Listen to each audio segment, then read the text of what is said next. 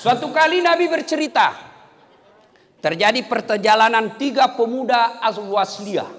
Kira-kira pemuda Al-Wasliyah inilah jalan musafir. Karena tiba waktu malam, mereka mencari tempat untuk istirahat. Karena waktu itu tidak ada hotel, maka mereka mencari lubang-lubang gunung yang disebut goa. Tidurlah mereka bertiga. Ternyata saat mereka bertidur, tanpa mereka sadari terjadi gempa. Dan gempa tersebut menutupi mulut gua. Pada saat 3 pemuda ini bangun, mereka baru sadar, wah, ternyata mulut gua tertutup batu. Berkatalah yang paling senior, ayo dorong, kira-kira Pak Ketua. Dorong ayo. Bismillahirrahmanirrahim. 1, 2, 3, dorong. Nggak goyang. Ulang lagi. Ada dalam cerita, nggak ada. Nah, ini gaya dasarnya. Dorong lagi. Nggak goyang. Akhirnya yang paling senior berkata, tidak ada pilihan lain kecuali kita meminta pertolongan kepada Sang Yang Maha Kuat, Allah Subhanahu wa Ta'ala. Bagaimana caranya Ketua? Ya berdoalah. Baik, kalau begitu silahkan Pak Ketua dulu. Berdoalah yang paling senior. Ya Allah, dengar doanya ini. Saya pernah mengurusi ibu saya. Saya seorang pedagang di pasar. Tiap hari saya tinggalkan daganganku. Jalan kaki berkilo-kilometer. Tempat rumah saya. Dari pasar ke rumah saya. Jalan kaki. Setiap siang. Untuk apa? Menyuapi ibuku makan. Tuntun sholat. Lalu selesainya saya balik lagi ke dagangan saya. Tiap hari kulakukan itu untuk memuliakan ibu saya. Ya Allah, apabila kebaikan ini mengurus ibuku adalah kebaikan di sisimu dan engkau pantas membalas kebaikanku itu, maka saya memohon kepadamu ya Allah, balaslah kebaikanku itu dengan mengabulkan doaku, bukalah pintu gua ini. Dia dorong Pak. Bismillahirrahmanirrahim. Dia dorong. Alhamdulillah gerak batu. Tapi sayang hanya sedikit saja gerak, belum bisa dilewati. Belum cukup. Belum cukup. Kau lagi, maju orang kedua, berdoa. Ya Allah, saya pernah mencintai seorang gadis. Aku sangat suka sama dia. Saya juga begitu Bu, sering sekali suka sama perempuan. Suka sekali. Saya mau sama dia. Dan dia juga mau sama saya. Cuma dia mau muntah lihat saya. Saya mencintai perempuan itu. Dan suatu ketika datanglah perempuan yang saya cintai ini. Dia minta tolong kepadaku. Saudaraku, bantulah saya. Oke, saya bantu kau dengan catatan, temani saya tidur 1 malam.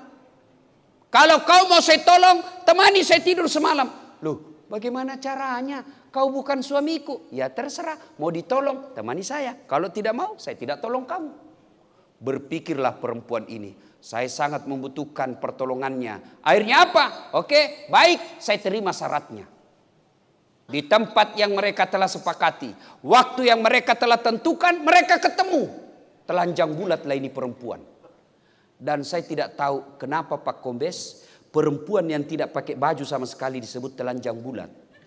Kenapa tidak disebut telanjang segi 4? Jangan tanya sama saya, silahkan tanya sama Ketua MUI. Barangkali beliau punya jawabannya.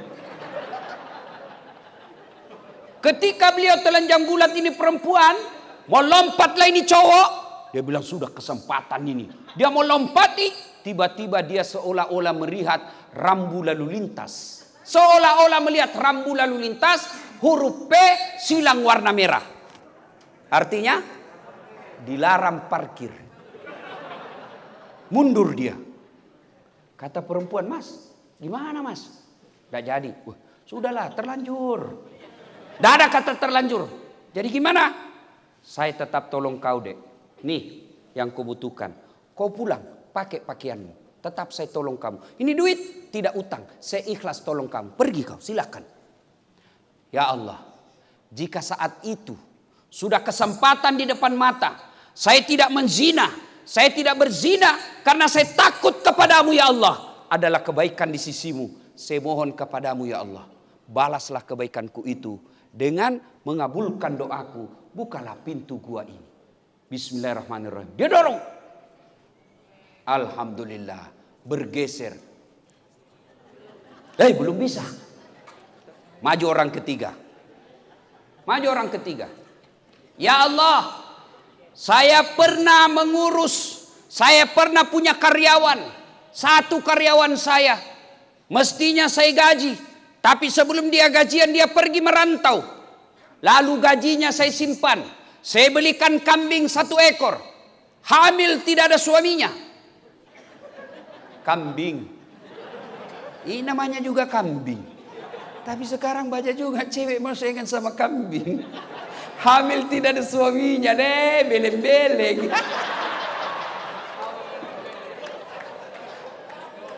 Ini kambing hamil tidak ada suaminya. Ya wajar, namanya binatang. Masa ada binatang akad nikah?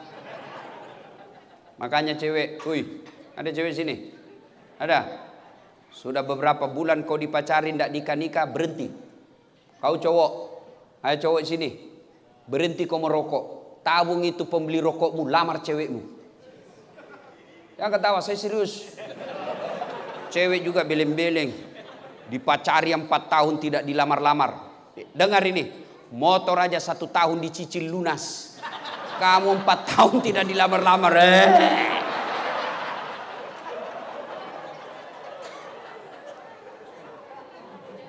Saya pernah memelihara kambing itu. Dari 1 ekor beranak pinak menjadi puluhan ekor dan menjadi ratusan ekor. Ketika jumlahnya ratusan ekor, datanglah ke pegawaiku itu.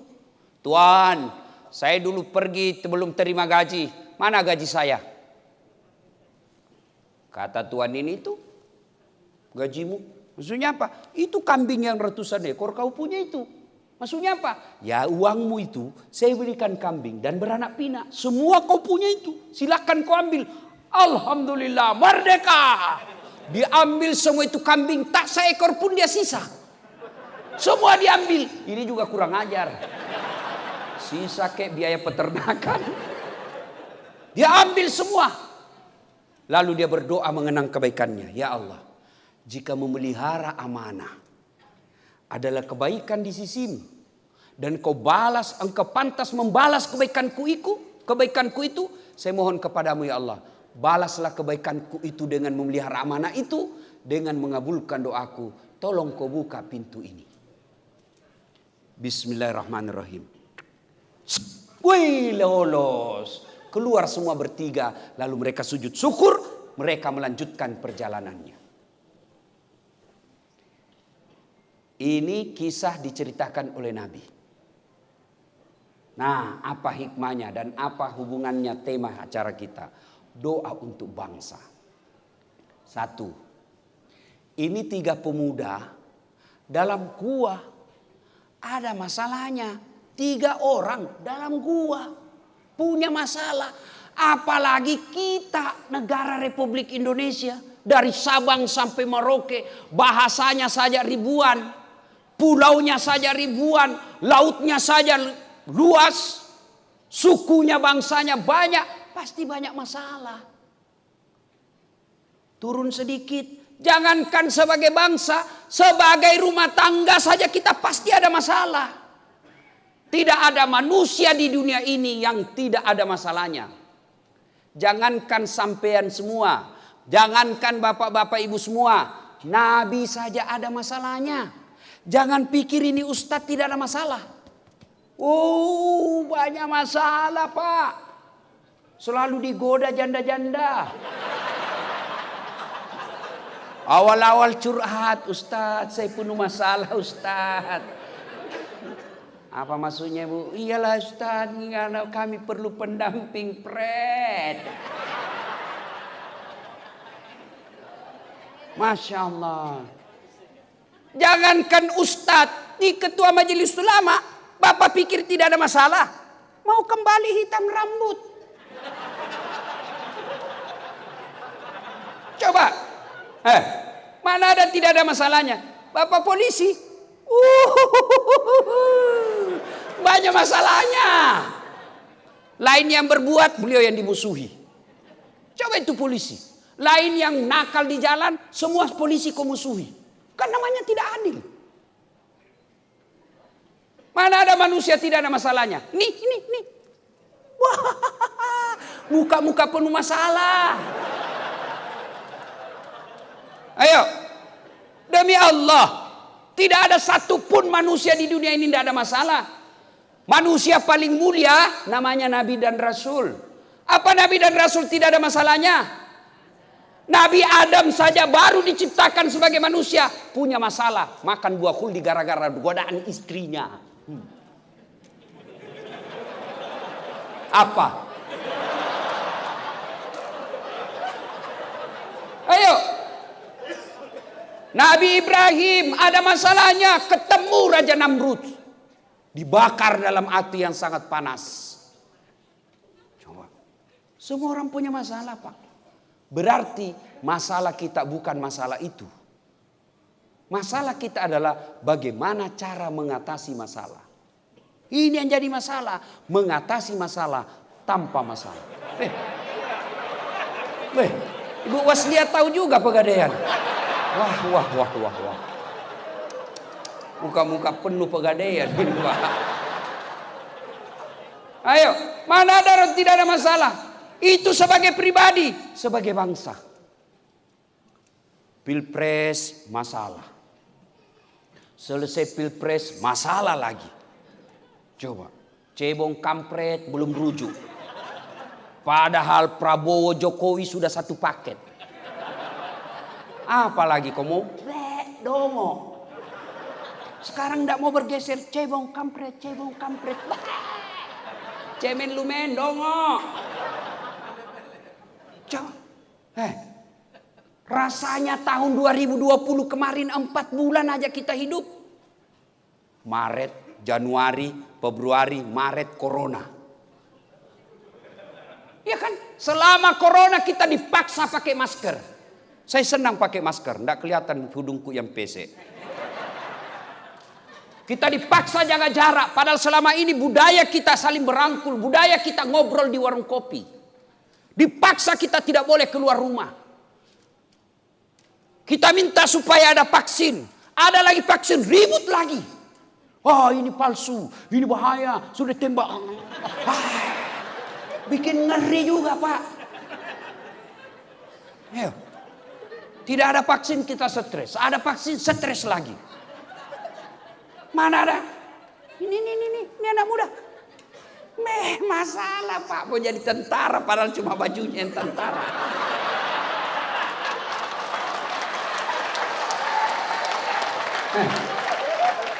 Tidak ada orang tidak ada masalahnya. Pak polisi. Siapa paling tinggi polisi sekarang di Indonesia? Siapa namanya? Idam Aziz. Kapolri bintang 4. Apa tidak ada masalahnya? Masalah sudah dekat. Apa? Pensiun. Apa? Pensiun. Sudah pensiun. Mau pakai lagi tongkat. Dia bilang lagi kau orang gila. Siapa gubernur sekarang? Di sini. Apa tidak ada masalahnya? Masalah besar Pak. Melaksanakan janji-janji. Supaya 2 periode. Ayo. Sudah 2 periode selesai masalahnya? Tidak Pak. Barangkali punya cita-cita lagi. Jadi wali kota. Sudah terpilih 2 periode. 1 periode. Mau 2 periode. Sudah 2 periode selesai masalahnya. Mau jadi gubernur. Sudah gubernur. Ditangkap KPK. Tidak ada orang tidak ada masalah. Semua kita punya masalah. Ini Ustadz yang pakai apa namanya? Serban. Apa tidak ada masalahnya? Saya tidak tahu Pak. Tidak ya saya sama Ustadz. Masalah Pak. Semua orang punya masalah. Nah sekarang Ayo, belajar dari kisah tadi. Ayo saudara-saudaraku, ada masalah, yuk belajar dari tadi. Apa pertama? Doa. Bahkan Nabi jelaskan, doa bagi umat Islam adalah senjata. Nah, ini jadi tidak usah sebagai bangsa deh. Saya seandainya presiden, seandainya pangkat saya Presiden Jokowi. Begitu ada wabah, maka yang pertama saya umumkan, saudara-saudara sekalian, terutama kalian umat Islam, agama kita mengajarkan, ada dosa, ada wabah, ada masalah, tobat nasional. Mereka yang nakal-nakal, koruptor, penjara, makin banyak korupsinya, potong tangannya. Ya. Cek. Ah, semprot dulu.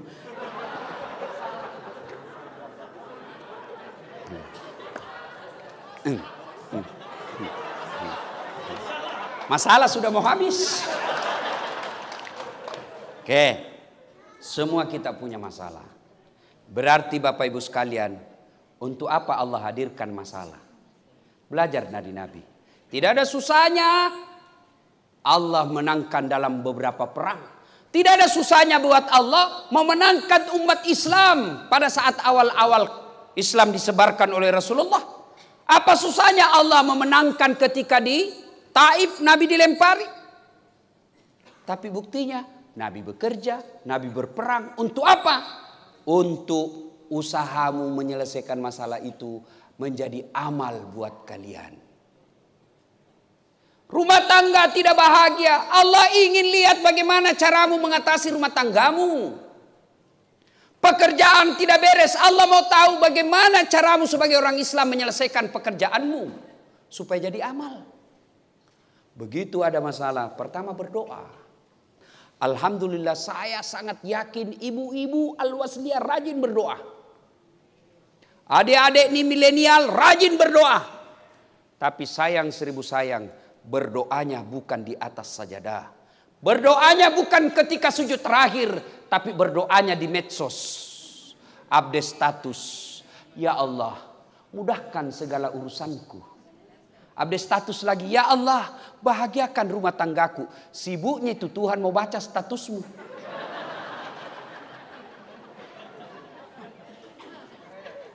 Ayo, ada masalah berdoa. Saya sudah berdoa Ustadz. Kenapa Allah tidak selesaikan masalah saya? Berarti Allah ingin Bapak semakin lama berdoa. Karena kalau Bapak berdoa hari ini langsung dikasih, berhentilah Bapak berdoa. Tapi karena ditunda, akhirnya 1 bulan Bapak berdoa. Bukankah 1 bulan berdoa itu pahala dan kemuliaannya tinggi? Maka Bapak Ibu sekalian, ada masalah dalam hidup ini, doa. Dan hebatnya Allah janji, ud'uni astajib lakum. Berdoa kau kepadaku, pasti saya kabulkan. Itu janji Allah, bukan janji caleg.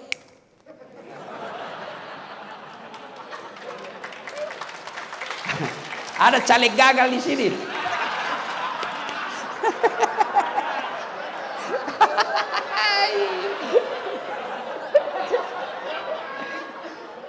Lihat, Bu, coba lihat kalau mau caleg tuh, bagi-bagi kartu nama itu, pilih saya, sama-sama kita Al-Wasliyah. Pilih saya. Ada masalahmu, kau telepon saya 24 jam, kartu nama. Begitu terpilih diganti nomor HP-nya. Pret. Ayo. Allah janji, kalau Allah janji, Allah pasti kasih. Berdoa kau kepadaku, pasti saya kabulkan. Kok saya berdoa Ustadz, saya doa tidak dikabulkan. Selain Allah masih rindu dengan doa-doa kita. Yang kedua, karena etika dan tata cara kita berdoa keliru. Fa isa sa'laka ibadi anni fa inni qarib ujibu da'wata da'i isa da'an. Aku mengabulkan doanya orang-orang yang berdoa apabila dia berdoa. Coba simak kalimatnya baik-baik. Aku mengabulkan doanya orang-orang yang berdoa apabila dia berdoa. Kok aneh? Berdoa apabila dia berdoa, padahal sudah berdoa. Ini menunjukkan bahwa banyak di antara kita menengadah ke atas langit, mengucapkan amin, menaikkan kedua belah tangannya. Dia pikir dirinya berdoa, padahal tidak. Kenapa? Karena dia tidak tahu etika dan tata cara dalam berdoa. Bagaimana etika dan tata cara dalam berdoa? Baca kitabnya Imam Al-Ghazali, Adabud Doa, adab dalam berdoa. Nah, itu juga masalah. Dan percaya itu bukti kasih sayang ibu kepada anak. Coba kalau anak menangis begitu. Kan dilema buat istri. Wah, mau dengar ceramah, anak nangis. Mengganggu orang.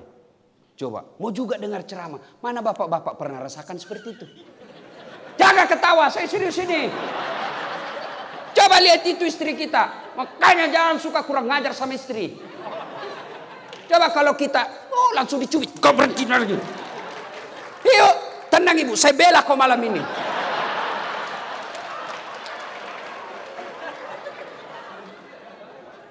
Ya.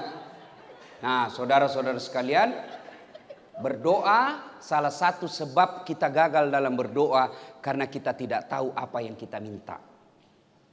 Ibu-ibu, mau saya ajarkan doa supaya anaknya bisa lebih hebat dari Ustadz Abdul Somad atau Adi Hidayat.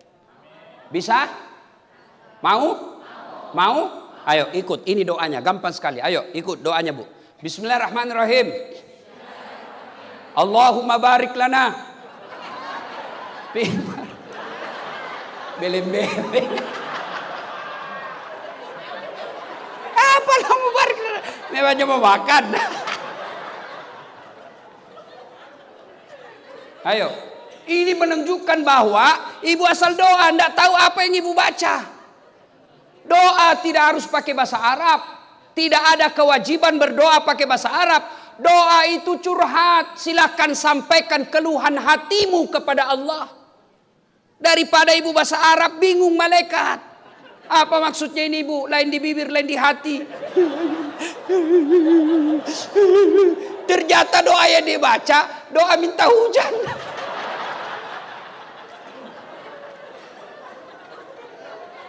Ustadz, saya mau suami saya baik sifatnya Ustadz. Apa doanya? Ya itulah baik sifatnya. Ustadz, saya mau punya anak soleh. Apa doanya? Ya itu anak soleh. Gimana caranya? Ya Allah, saya sebagai wanita tidak bisa memberi hidayah kepada suami saya. Engkau yang maha memberi hidayah. Berikan hidayah kepada suami saya Allah. Saya takut jika suami saya begini terus, maka terjadi perceraian. Bukankah engkau tidak menyenangi perceraian? Maka tolong ya Allah, bantu saya memperbaiki suami saya. Amin ya Allah. Sudah. Ya Allah, anak satu-satunya yang engkau berikan. Inilah harapan saya yang bisa meneruskan risalah Islam. Tapi bagaimana kalau engkau tidak memberi hidayah kepada anak saya? Berikan hidayah kepada anak saya Allah. Saya tua renta tidak punya ilmu mendidiknya. Tapi engkau maha kuasa. Didik dan bimbing anak saya Allah. Jangan kau biarkan anak saya larut dalam maksiat. Amin. Selesai.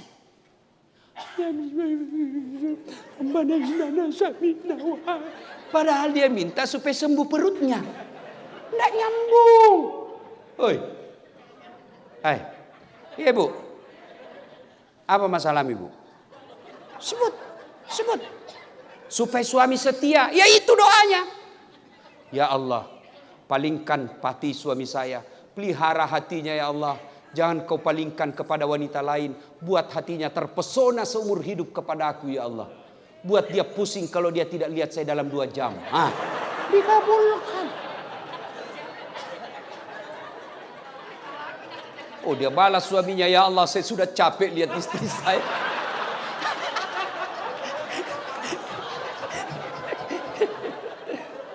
Ya, adik-adik remaja, ayo doa.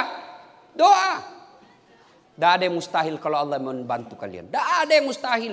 Mustahil kata manusia, itu kata manusia. Kalau Allah yang mau, kecil men, kecil. Jadi pegawai negeri kecil men, kecil. Mau jadi polisi kecil buat Allah. Allah cuma ucapkan kun. Jadi. Mau jadi polisi tidak usah nyogok 800 juta. Sampai pensiun tidak bisa bayar itu Pak. Jadi PNS mau nyogok 500 juta. Sampai pensiun kau tidak bisa kembali modalmu itu 500 juta. Lalu gimana Ustaz? Minta tolong kepada Allah. Demi Allah, saya jadi dosen, PNS juga. Tidak ada. Malah negara yang minta. Kok bisa Ustaz? Ya bisa aja kalau kita minta kepada Allah. Padahal waktu itu sempat berkas saya dihilangkan. Tapi kalau Allah yang tolong, kecil jadi PNS. Ada di sini belum dapat jodoh? Ada? Ada janda yang mau dapat jodoh lagi? Coba daftar. Saya atur sama ini bapak-bapak. Sini. Ayo. Ada yang sembuh, ada yang sakit tidak sembuh-sembuh. Minta kepada Allah. Kecil buat Allah sembuhkan penyakit bapak. Cuma yang jadi masalah, kita lebih senang datang sama manusia daripada datang kepada Allah. Mau jadi pegawai, datang kepada tim sukses. Datang kepada kepala dinas. Meskipun kita sepupu, dia makan kita itu pak. Saya ini memang kita sepupu dek. Tapi kan ada bos saya. Bosnya lagi tuh dia jual. Padahal dia yang makan sepupunya. Maka lebih baik minta kepada Allah. Sudah minta kepada Allah, tidak dikabulkan Ustadz. Berarti yang ketiga. Tadi kan satu, caranya berdoa dia tidak tahu.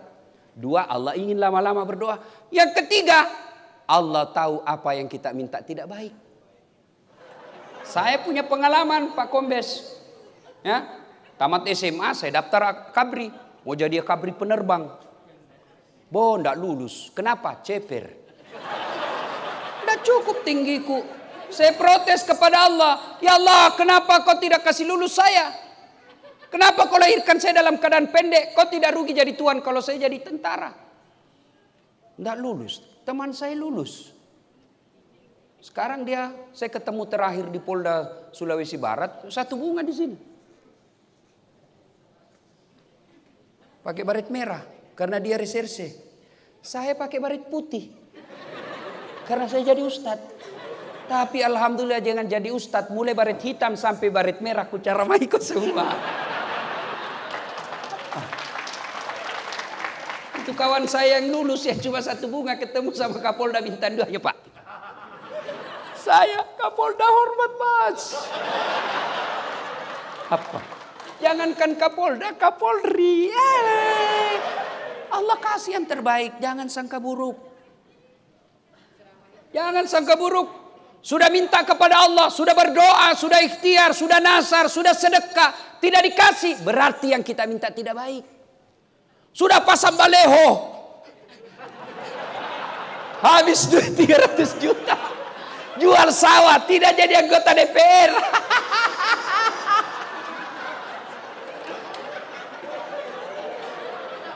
Berarti bukan anggota DPR yang paling baik. Yang paling baik kau tetap di Al-Wasliyah.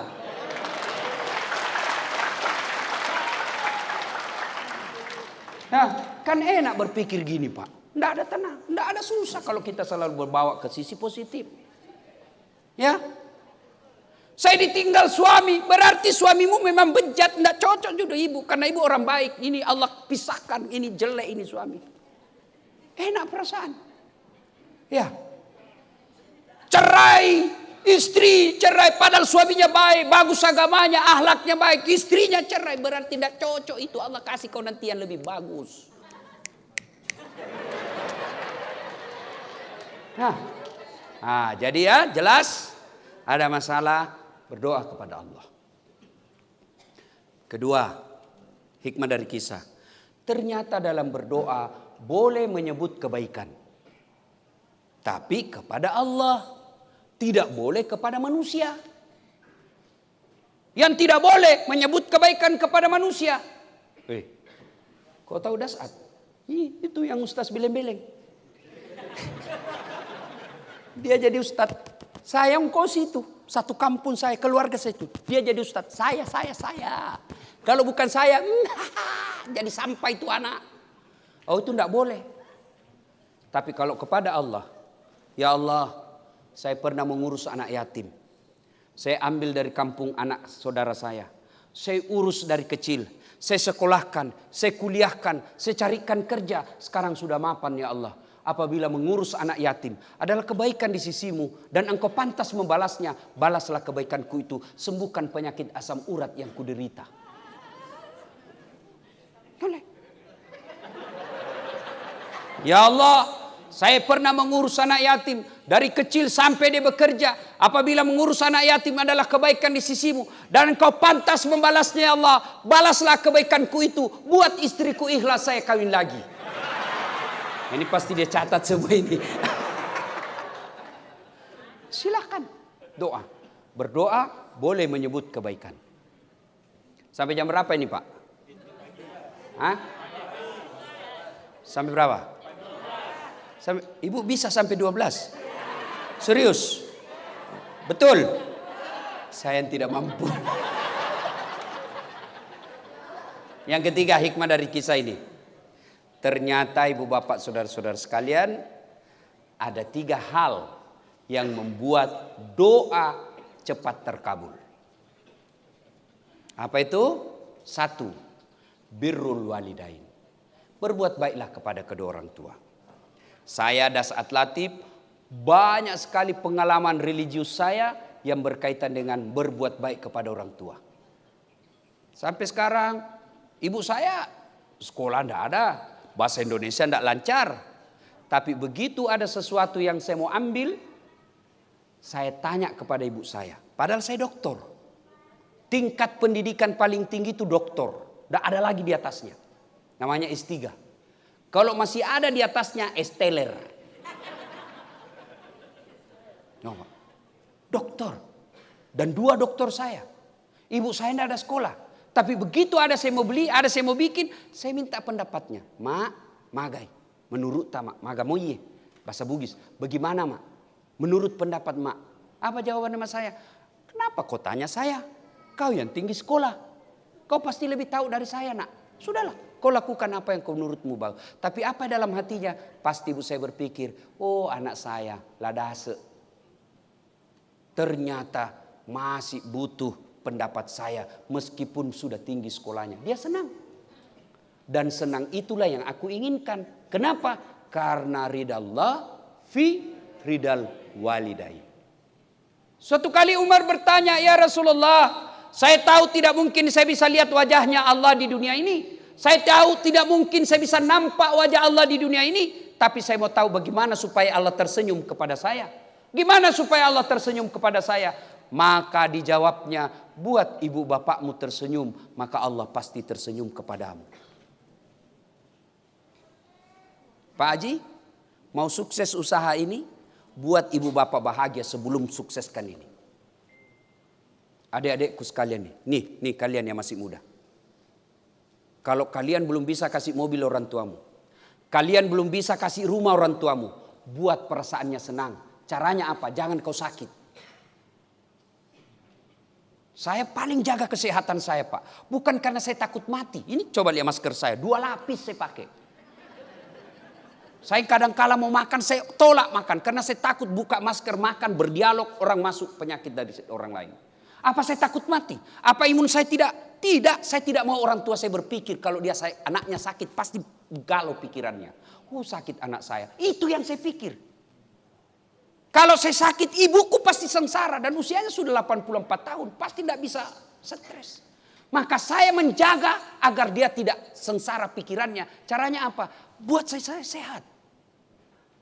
Adik-adik sekalian, bukan kalian takut kepada corona. Tapi kalau kalian sakit, ibu bapakmu kepikiran. Itu cara berbuat baik sama orang tua. Kalian yang sudah berumah tangga, sampai sekarang masih minta duit sama orang tuamu. Rumah aja ndak bisa kau kasih orang tuamu. Maka jangan bawa perkara-perkara rumah tanggamu ke telinga orang tuamu. Bertengkar sama istri, ibunya lagi diberitahu. Bertengkar sama anaknya, ibunya lagi diberitahu. Lalu apa fungsimu sebagai anak membahagiakan orang tuamu? Kalau tidak bisa kasih duit orang tuamu, kasih hatinya bahagia. Dan sangat gampang membahagiakan hati orang tua. Jangan berikan pendengarannya. Jangan berikan berita-berita yang dia tidak senang. Kalau itu yang kau lakukan, kecil buat Allah mengabulkan doamu. Kenapa saya usaha Ustadz bangkrut? Kenapa saya Ustadz ini? Karena kamu lebih harga istrimu daripada ibumu. Ini juga. Tenang Pak, saya bela kau malam ini.